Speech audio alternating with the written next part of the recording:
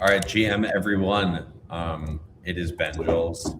Here today we've got both Krister and Linus. We're streaming to you some worm experiments that have recently dropped. Sorry, my camera isn't working, but also you're welcome because now you can look at the actually two good looking guys in the room. So Are you naked, Benji? you don't know. You don't know. Just I'm whatever you want me to be, Krister. Anyway, so thanks everyone for joining. So the experiment that just ran first was minocycline. We've now got Ruli, which is rapamycin, urolithin A, and lithium. That's what you're seeing on the screen right now. After that, so in 10 minutes, is metformin. And then after that, we've got omeprazole and SMR28, which is Torwolf. And then the last one is CoQ10, aka COG, ticker COG. So yeah, strap in, check out the data live, trade if you want to trade, and let's see which compounds actually do anything. So this was kind of like a funny one that gets submitted where, basically I think this dev is like not a scientist, but he's like, let me take every compound that looks like it's working and just put them together. I don't know if there was like a ton of thought to, what to combine, but let's see if it works. But yeah, I mean, we're still early in this experiment. There's still most of the worms alive. If we go a little bit back, Benji, for those who don't know what pump science is, can you make a quick pitch? Yeah, you got it. So yeah, the idea with pump science is to gamify longevity experiments. So we take compounds, we give them to different animals, and we see which ones can help them live longer in the hopes of finding ones that can help us live longer. And so what you're seeing right now on the screen is the data from a worm longevity experiment where we gave compounds to worms, like two actual worms, and we're basically monitoring whether they continue to move or not. And so you have different like replicates, or basically wells with a bunch of worms that either, like here, this, one has died, the rest are alive. But, all of these worms here have received the compound, which in this case is, this, rapamycin and lithium. And then we've also got the control worms, which are the worms that don't receive any intervention. So they're just normal worms. And so we were trying to see, like, do the compounds make the worms live longer versus the worms who don't receive anything. And yeah, this is the game. The game is to help the worms not die. And so they stream for 10 minutes each. And really that's compressing, like many weeks. I think it's like 3 or 4 weeks of their lifespan into a period of 10 minutes. And so that's kind of what you're seeing on the screen right now, is like basically a rapid version of what has happened over 3 weeks, down into 10 minutes. And yeah, our goal is to see, does this intervention help the worms who took the compound live longer than the control? And for this one, it seems to be working. And that just because there's more worms surviving in the compound group than the control group. So that's exactly what you want to see right there. And anything with this, Krister? And the control group is the untreated group, for those who don't know what the control group is. So you have the control group, untreated group, and then you have the treated group, the compound group. And the thing that you want to see is exactly this type of line where the compound group is much higher up and the control group. That way, the untreated group, more of those worms are dying faster than the treated group. Exactly. So yeah, basically what you want to see is like, pink above the purple, which just basically means that the compound is doing what we want, which is keeping them alive. I want to stay alive. Yeah. Sounds pretty nice. Find me the drugs that help do that more. Linus and Christer, do you guys want to introduce yourselves also for maybe people who don't know you? Yeah, sure. I'd be happy to. Yeah, so I suppose I represent the more I have more of a scientific background here. I had an existential crisis as a teenager, and I've been working on the problem of aging ever since. I started to educate myself as an engineer in technical biology. I did some work on stem cells. So I haven't done work on nematode worms personally, but I think they're super cool for several reasons. They're very good model organisms to study this on. But I did work on stem cells, and I have been working as a consultant in the pharmaceutical industry for about, 10, 15 years now almost. And on the side, I suppose I've become sort of a longevity activist, if you will, because I sort of came to the conclusion that, it's definitely possible to extend human lifespan, but it's unfortunately like a very hard problem to solve. And there wasn't a lot of resources dedicated to this. There still aren't. It's kind of mind-boggling. There's a gross misallocation of resources here. So this is one of the reasons why I think decentralized science is so super exciting, and I think Pump Science represents like a really great example of this, where we can, anybody can trade these currencies. You can fund the actual testing of these compounds in these worms. And, the whole point here is to see, okay, this works on the worms. There's a good chance that it'll work in humans as well. And this obviously is the next step we want. That's the whole game we're playing here. We want to extend life. Life is good, death is bad. Yeah. That is well put. That is very well put. And how did you come in contact with Pump Science, Linus? Well, I think it was you who sort of connected me with when we that's a leading question, I know. We met at this conference in Copenhagen this summer. So it's ARDD, the Aging Research and Drug Discovery Summit or meeting in Copenhagen, which is like the largest conference for scientists, and it's become quite large from an industry perspective as well. And I've been going for many years. I've met many of the scientists. I know them very well. And you were there this year as well. So we sort of met up, and you told me about this sort of decentralized science thing. And of course, we had this. There was a lot of people in the space present, so I thought it was super cool. Yeah, I think there were quite many people from the DSI space on that conference, and I can highly recommend to visit that yearly event. It's in end of August every year in Denmark. So, and it's also one of the largest longevity conferences in the world, I think. So, lots of great people are coming there. So I will visit that conference this year as well. So if someone is also doing that, just reach out and we meet there and have a talk.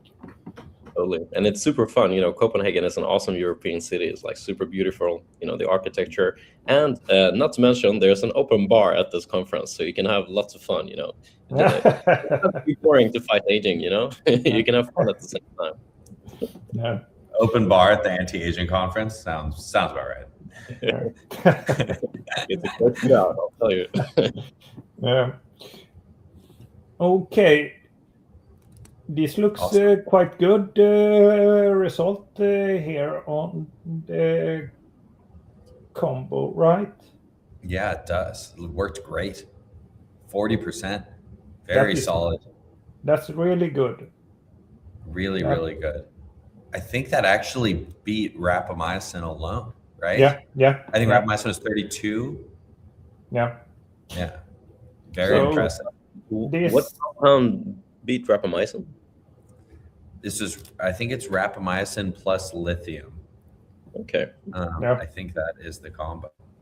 Yeah, so this one is a super interesting thing, and the thing, if I give some background around me, I'm the founder of the Rapamycin Longevity Lab, and our goal in the lab is to take mTOR inhibitors such as rapamycin to the next level, and this we do by, for example, combining rapamycin with other compounds to get even better effects than rapamycin alone.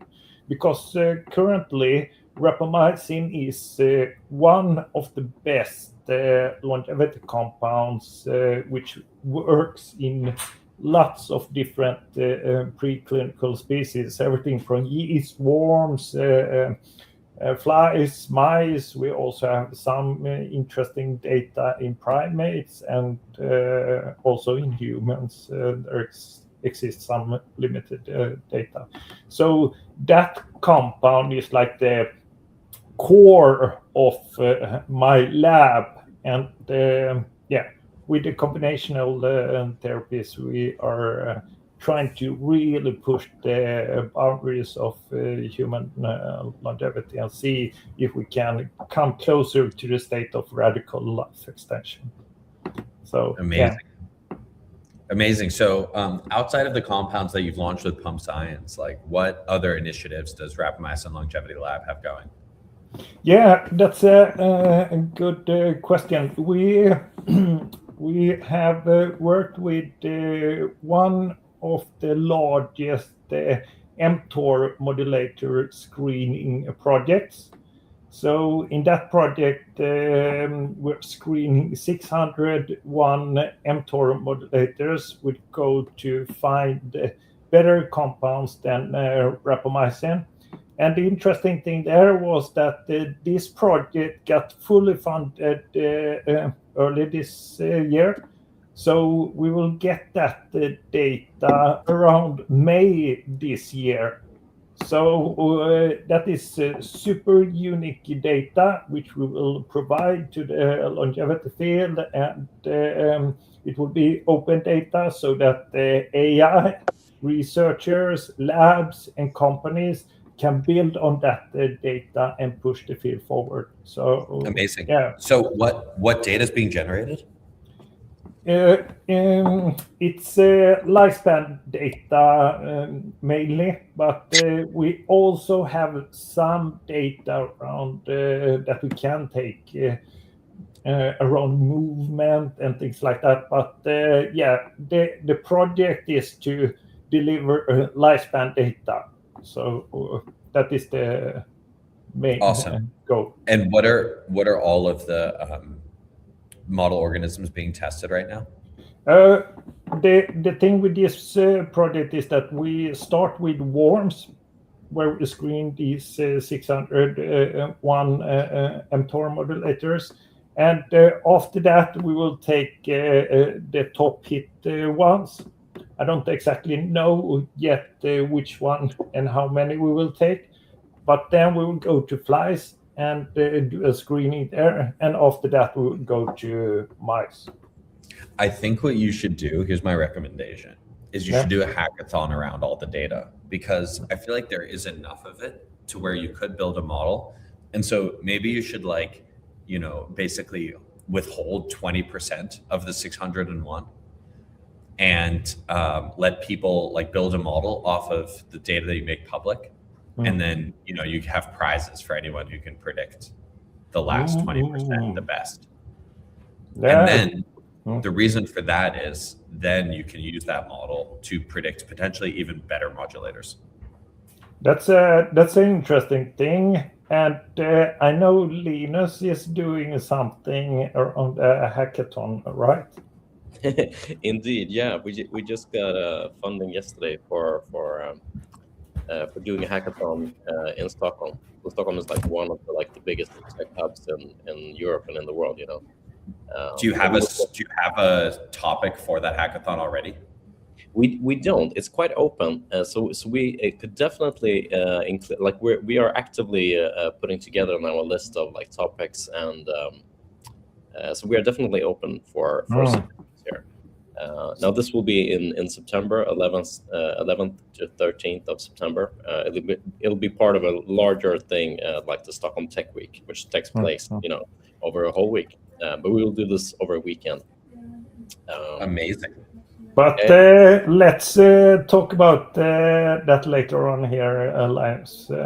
I'll see if we can squeeze something in there. I'd be super happy to include anything in the hackathon. Yeah, cool. Cool. All right. Metformin is starting here. Metformin is ongoing, and it's looking pretty solid. There's 57% alive in the ones that received metformin, and 35% of the ones that didn't receive, or that received control. So like no metformin. So can you? Pretty good. Yeah, and this compound is a compound which is driven by Linus. Exactly. Can you explain a little bit about that, Linus? Yeah, sure. So metformin is a really exciting molecule in terms of longevity, because it's been used for like 60 years, and it's actually a type 2 diabetic medicine, basically. So the side effect profile is very, very well characterized. We know exactly what it does, right? And it also has this super interesting effect that it extends lifespan in animals, So, so we really want to study this further, which is, I think, like why Pump Science is such a great platform to do this. And it's actually, rapamycin and metformin are sort of like the two most well-known compounds within the longevity space as a whole, So it's metformin is really exciting, and I think especially if you can combine metformin with another compound that acts on a different intracellular molecular pathway. So this is sort of a sciencey talk for like things that do do different things, like different mechanisms, basically. If you can combine the two, there's a big possibility to have sort of a that 2 + 2 = 5. You can have sort of a combinational effect, and I think metformin is really great to have in these combinations, in order, or just because we know it's so safe, So if you can see that it actually works, people can actually start experimenting or trying this. Of course, you got to consult your doctor. This is not medical advice. But it is a very safe compound. So if we find that it actually has, a significant effect, we can start using it very, very fast. Yeah. And one thing that we also can highlight here is that Metformin Ventures and Rapamycin Longevity Lab has established a partnership. We did announce that last week. So together we are going to explore the opportunities of combining, as Linus mentioned, the combination of metformin with, for example, mTOR inhibitor. And we also have some other interesting combinations that we plan to start together. So next week here, we will start those experiments on Pump Science. So stay tuned. Amazing. Super Can you drop stuff. some alpha, or are you going to keep some secrets? We can give some little bit alpha around the combination. The one combination that we will definitely look at is metformin and omeprazole. Omeprazole is the compound that the Rapamycin Longevity Lab discovered around 2 years ago, which had really interesting lifespan effects in worms. Around 63% lifespan extension we saw as the highest. And the interesting thing here is that metformin acts on a different biological pathway. So we think that if we combine mTOR inhibitor like omeprazole with metformin, then we can get interesting combinational effects, which Linus is talking about, that 1 + 1 gets to, let's say, 5, 6, or 7, or something like that. So that is one of the experiments. The other experiments that we are going to look at is combining metformin with doxycycline. And doxycycline is an antibiotic and has good safety data in humans. It's a FDA-approved drug as metformin. And on Pump Science, doxycycline is currently the king of the pill in worms. It got a lifespan effects more than 80%, which is huge. So we think that if we combine, for example, metformin with doxycycline, then we may be able to push that level up even more. Amazing. Yeah, no, I could not believe how long doxycycline extended life. But guys, by the way, congrats. Metformin increased lifespan 21% in the worms. Great result. Nice. Fantastic result. Curve looks great. Yeah. And we will push, as I said, those combinations that we will start will be connected to this token. So we will not start a new token. So we will that way increase the value of this token with the different combinations. Amazing. Bullish.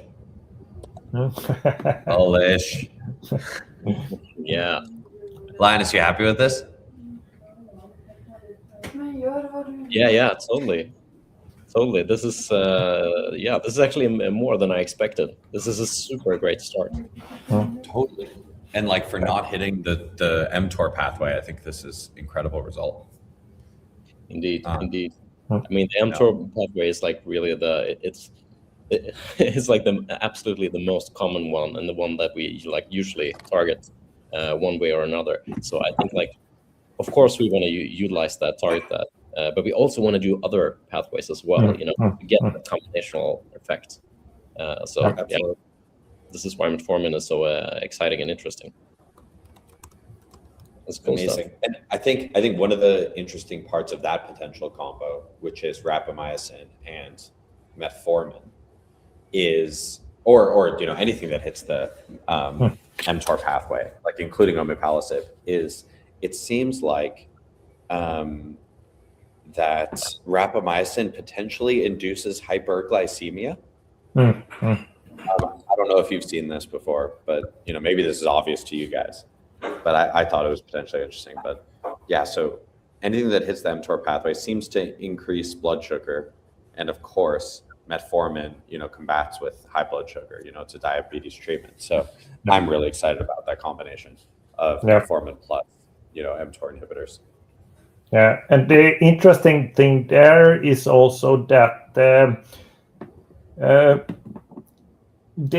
effect on blood sugar, if you take low levels of rapamycin, then in most cases you don't see that effect. But if you start to take a little bit higher levels, then you start to see that effect. And maybe through metformin, you can keep a little bit more higher levels of rapamycin, and that way you can get even greater effects. So and the ITP, for example, ITP is the intervention testing program and the gold standard for mice experiments in the world. And when they combined, for example, metformin with rapamycin, they saw much bigger effect than metformin or rapamycin alone. So So things point to that. Metformin plus mTOR inhibitor most likely have some type of interesting combinational effect.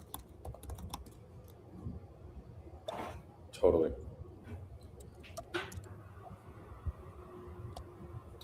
And now we have a Tor wolf. The Yeah. interesting, another interesting combination here. Yes. Maybe we can give a little bit background around SMER28. That is interesting compound which is driven by the Raptor team. And that compound is a autophagy activator. And what is autophagy? It's a little bit simplified. It's about cleaning up garbage in the cell. That's what autophagy is about.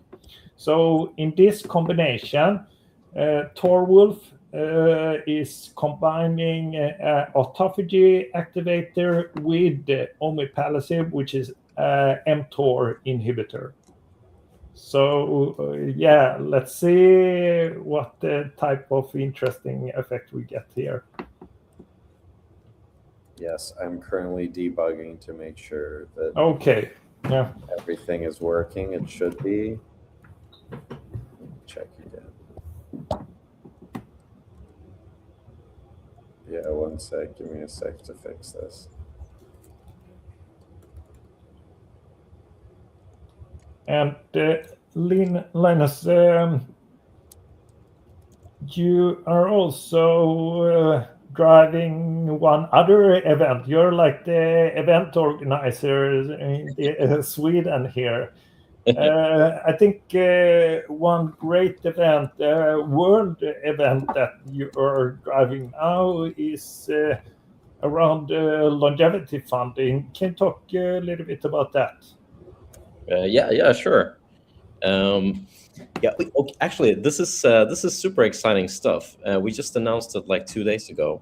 So we are doing in-person rallies outside of like political institutions all around the world. So what we're basically doing is like a demonstration. Actually, I got a website. I don't know if we can post it somewhere.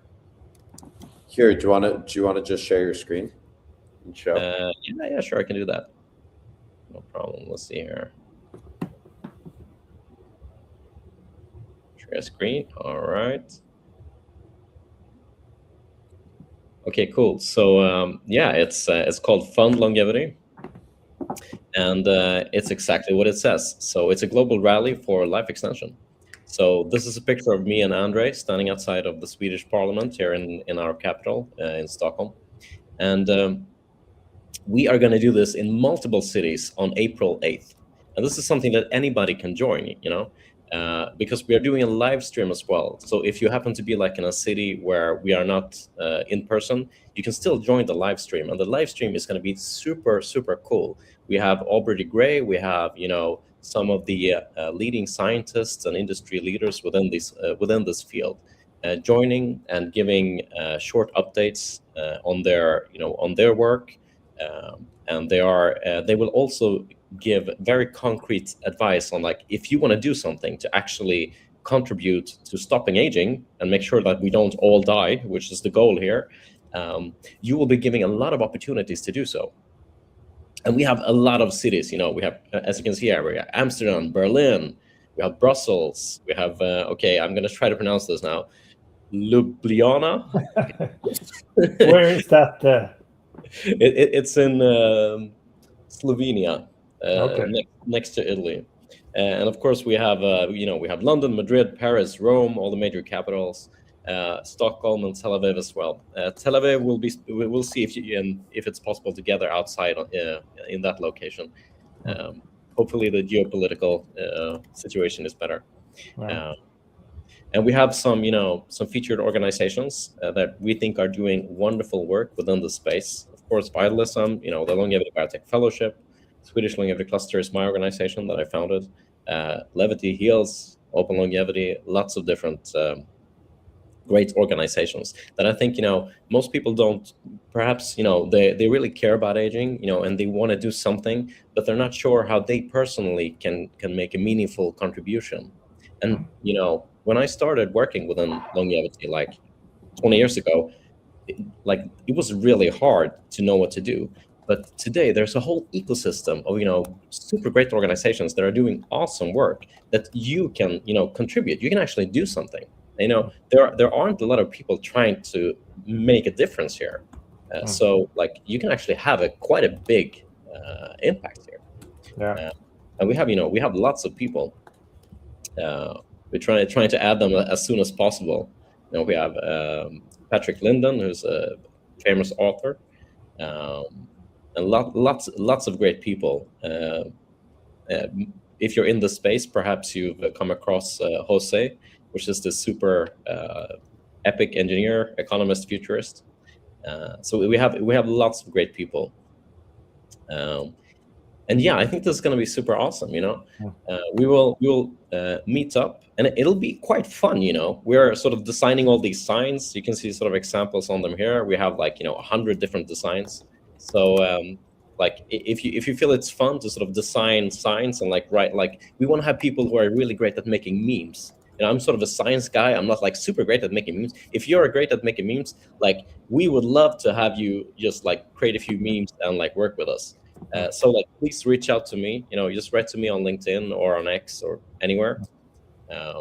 And we are hosting a couple of workshops ahead of April 8th, where we will have all these demonstrations simultaneously. Yeah. And one thing here also, Linus, I think can be interesting just to highlight this. Why is this important to do? Why do we need to focus on funding? What is the problem with the funding around longevity? Can you explain that? Yeah, sure.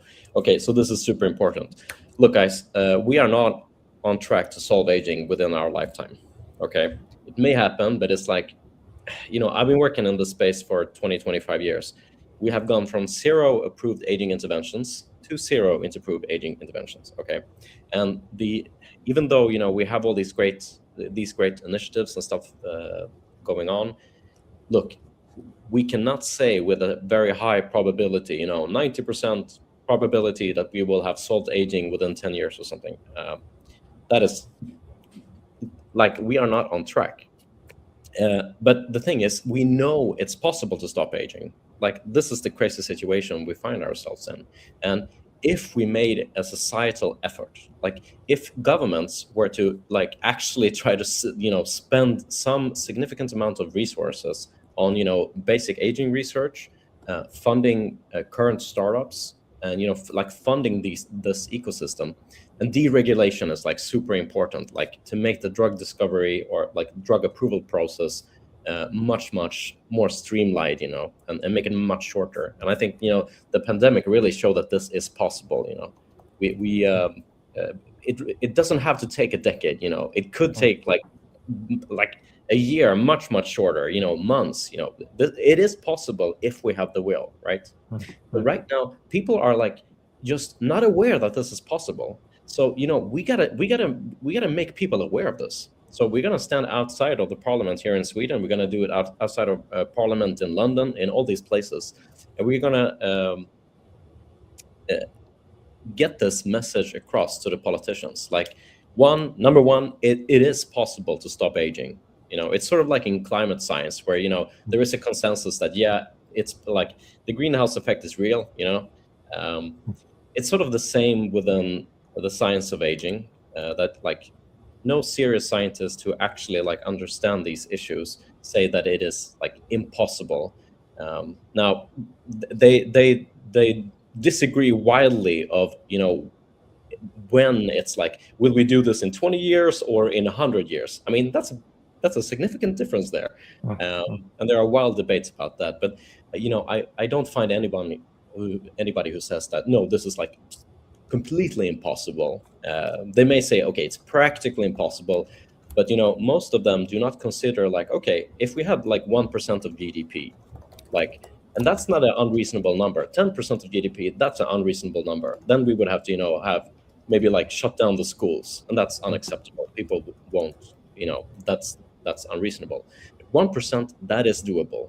And if we can get 1% of GDP, I think there's a very high likelihood that we can get, significant treatments within a decade, and probably in a shorter time than that.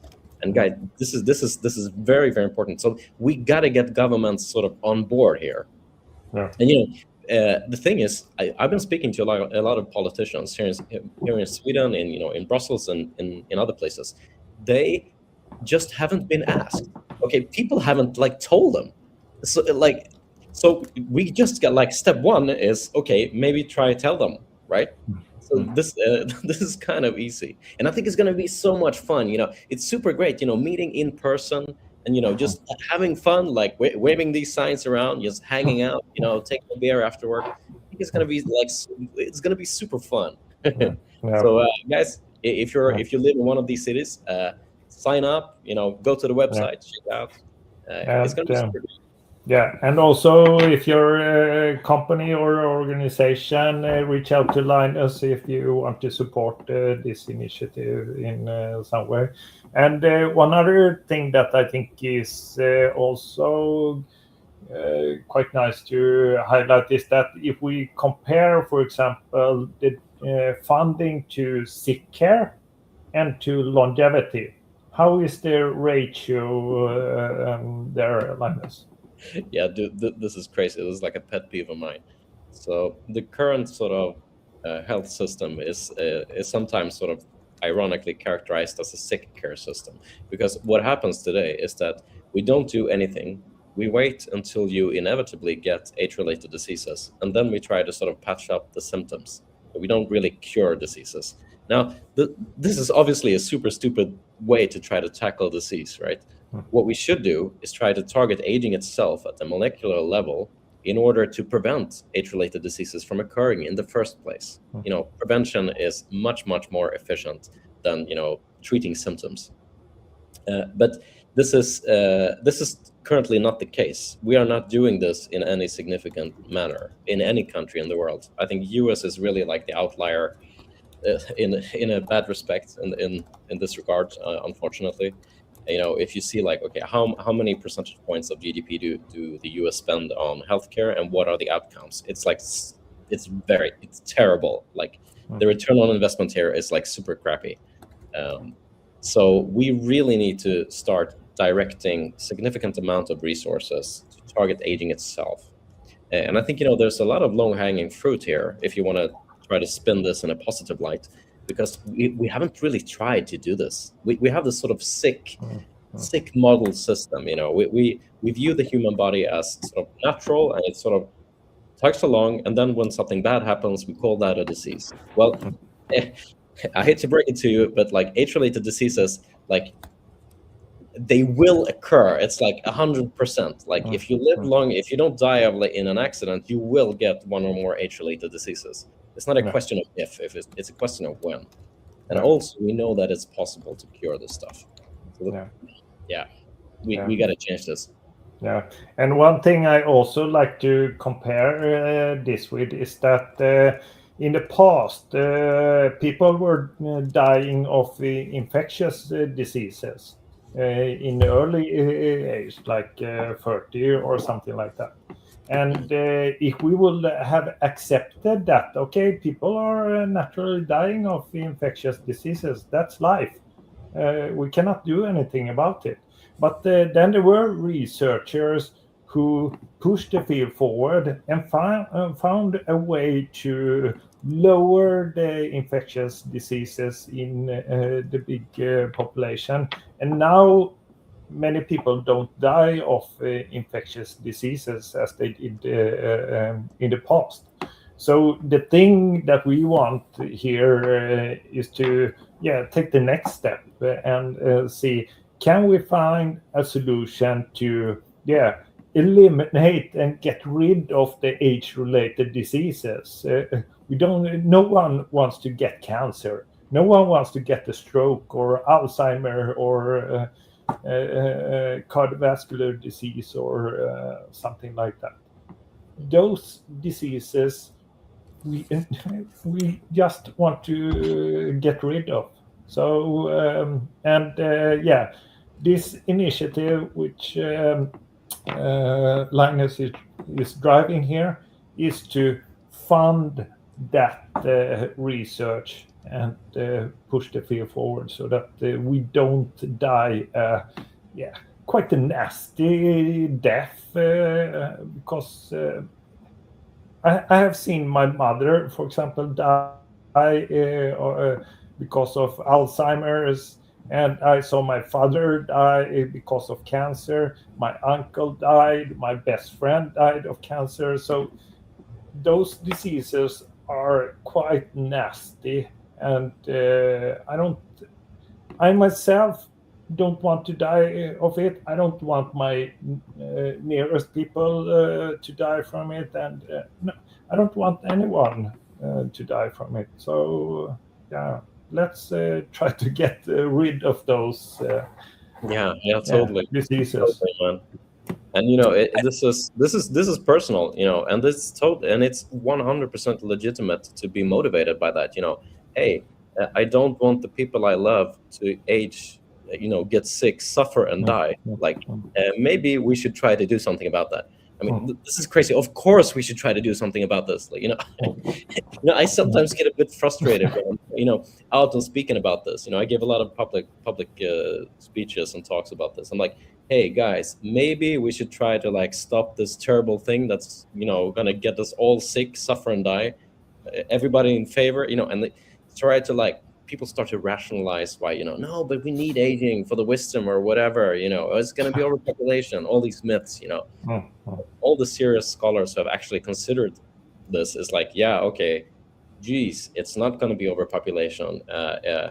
It's and the natural fallacy. It's unnatural to try to stop aging. It's cancer in children is also very natural. All in favor, raise their hand. Okay, nobody's obviously. It doesn't matter if something is natural or unnatural. Yeah, exactly. Is the outcome. And also there, if we go back to the sick care, if you believe that living longer is unnatural, then you are against also sick care, and most people are not willing to remove sick care. That is a great point. When I sort of when you talk about cancer, people are like, "What, should we really try to cure cancer? Won't there be a risk of overpopulation? People will live it's like, dude, what the hell? I mean, next time that person is in the hospital and they have an infection and they ask for antibiotics, I'm gonna be like, this feels pretty unnatural. Are you sure you want this? That's No, but Christer, I think that the comparison to infectious diseases is such an interesting one because it was this thing that we just kind of accepted and we solved that problem. It wasn't an unsolvable problem, and nor does this have to be. It's just at the end of the day, it's physics, right? And we accumulate more entropy, and if we can slow that rate of entropy for longer, and figure out how to continuously reverse the entropy.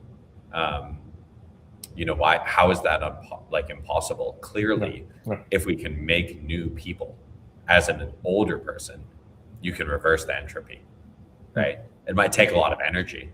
It might take a lot of breakthroughs, but if an old person can create a new person, then the information is there, then the ability is there. Yeah. And if we can solve infectious diseases, why can't we solve chronic aging diseases, right? Indeed. That's another common reaction. Yeah, you can't fight entropy, but it's you're trying to break the second law of thermodynamics. It's in a closed system, entropy always increases. That's the second law. But exactly. The fine print there is in a closed system, and we humans are not a closed system. We add energy in form of food. So it's dude, that obviously is not a limiting factor here. And and this is a great point. We are creating new humans all the time. The fact that you are not born the same biological age as your parents were when when they created you. It's like, dude, that's that's kind of a proof right there. And Exactly. of course, we have the non-aging species and everything. I think the fact that we exist shows that the universe wants to invest entropy in us existing so that we can create more entropy, right? So yes, we ourselves are a closed system. The universe is an open system, and the universe basically invests in entropy into us to be these highly ordered, low entropy systems. And yeah, I mean, like, we just have to figure out, basically, if you think about it, if we want to lower our entropy, then we basically are making an investment to the universe that we will continue to live and continue to burn energy and continue to increase the entropy of the universe if we lower our own personally, right? So that basically means that all people have to. This is a super exciting topic. When we have solved aging, I will do physics. I love physics. I'm just reading a book about black hole. I have a lot of physics books here as well. I think it's a super exciting area. We understand the fundamental nature of the universe. The heat death of the universe is a tricky problem. That one is probably hard to solve, but who knows? But let's start with aging, and we can exactly live happily for a few trillion years, and then we'll worry about that. We'll figure it out. Yeah, exactly. Yeah. One problem at a time. Yeah, I think as you point out there, the most important problem that we have now is to solve aging, and if we solve aging, then we free up lots of time so that we can focus on other problems. So, as somebody said, immortality first. Everything else can wait. Yeah. I don't like that term. Once we have immortality, we'll have time to solve all these other problems, and there will be more problems. Immortality is probably a better term. Guys, it's kind of funny. Just to circle back to the infectious diseases. When I was a teenager, I visited Egypt with my family, as a tourist thing, and we looked at the pyramids and the Valley of the Dead, and we walked into these sort of tombs where the mummies were, and we had a guide who told me about this, and he's like, we looked at this mummy that we sort of excavated here in the Tutankhamun's grave, and we could actually put it in a scanner, and we can conclude that this mummy, this person, died of smallpox, right? So this super ancient disease that has been with us for literally thousands and thousands of years, we humans solved, in the 80s. We eradicated that disease, which is like a triumph of humanity, and this should give us hope. This should give us confidence that we can address other biological problems that we have, other diseases. Yeah. Isn't that crazy that even the poorest person of today has basically a free treatment that not even the Pharaoh of Egypt could access? Totally, right? Right. So it's a sort of democratization of that science and technology offers. Really, it helps everyone. And this is why King Tutankhamun came into power at like age 12? If you're a super geek like me, you can read the history of Egypt. It's like super interesting stuff. Totally. Anyway, guys, thank you so much for joining the stream. Really appreciate it. Keep up all the hard work. Keep pushing the field forward. You guys are doing amazing. Here to support. Congrats on the incredible result. And guys, thanks everyone for joining. Totally. By the way, can I do a last minute shout out? Oh my God, please. If there's anybody out there who is good at, vibe coding and using Claude, we need someone to help to update our site. We're doing a lot of work, and if you feel like you want to contribute like 30 minutes a day or something like this, we could totally use your help. Write to me on LinkedIn if you want to help fight aging. Yeah. Amazing. It's a great way of starting to connect with people in the field. So take that opportunity. Oh, very good point, Mister. Very good point. If you want to make connections within the longevity community overall, scientists, industry leaders, entrepreneurs, this is a great way to do it. Yeah. And Awesome. one last question, Benji. Are you going to the R&D conference this year? Potentially. When it's in September, right? No, end of August. It is. End of August. Yeah. Yep. Yeah, that's I think in 1 month at a time. So Yeah. hopefully. But yeah, let's see if we can get some people there. But Linus, you're going this year, right? I am. I sure am. Yeah. I'm also going to Violet Bay in May if anybody's going. That's in Berkeley, in California. Yeah. Cool. Yes. Amazing. Super great. And yeah, see you in the next stream. Yes, sir. Sure will. Bye, guys. Yeah. Thanks Bye for bye. joining us. Take care, everyone.